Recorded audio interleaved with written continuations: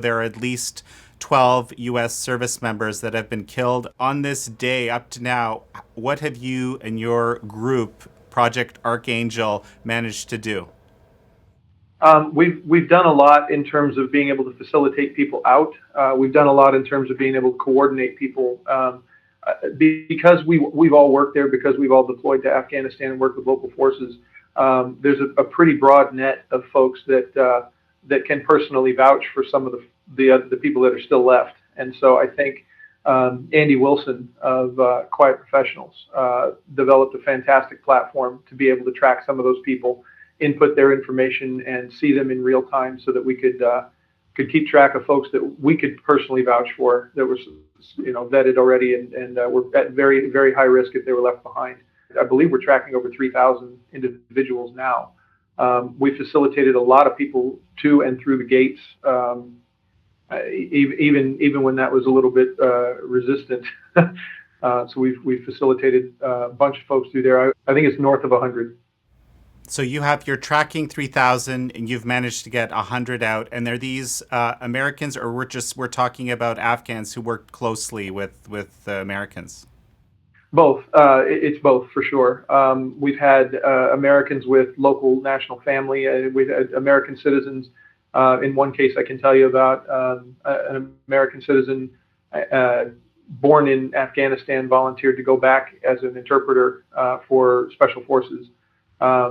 He got stuck over there and tried to get his family out, and so we had to mount a fairly intensive effort to get him out. He was being actively hunted by the Taliban while we were trying to effect his escape, and they located him. They had hacked his phone. We had to make about 4 attempts to get him out, and it was pretty harrowing stuff. He had a small child with him, his wife, obviously.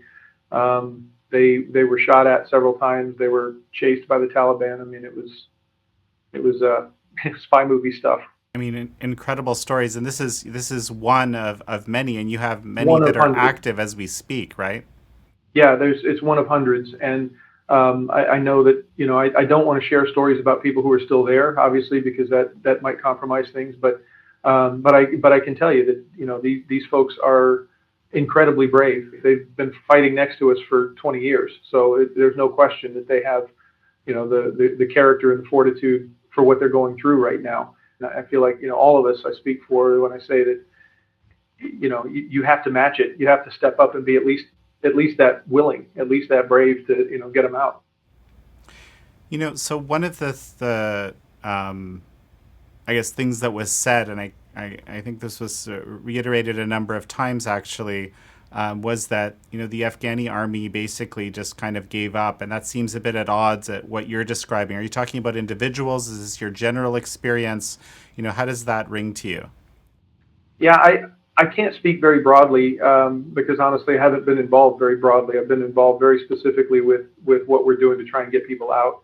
I know that it's disheartening to see our government addressing the Taliban as if they're a legitimate leadership organization. I mean, Afghanistan has a government. They have a constitution. And I believe that we owe it to them to address it that way.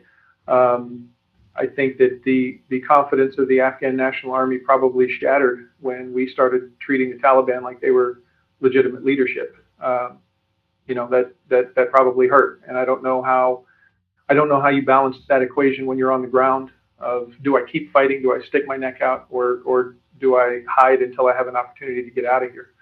I don't judge them. I don't judge them for making the decision that they had to make on the ground. I can tell you that anybody that we've looked at and anybody that we've worked with to get through those gates, even today as things are exploding around them, are steel-willed. I mean, they're incredibly, incredibly brave people.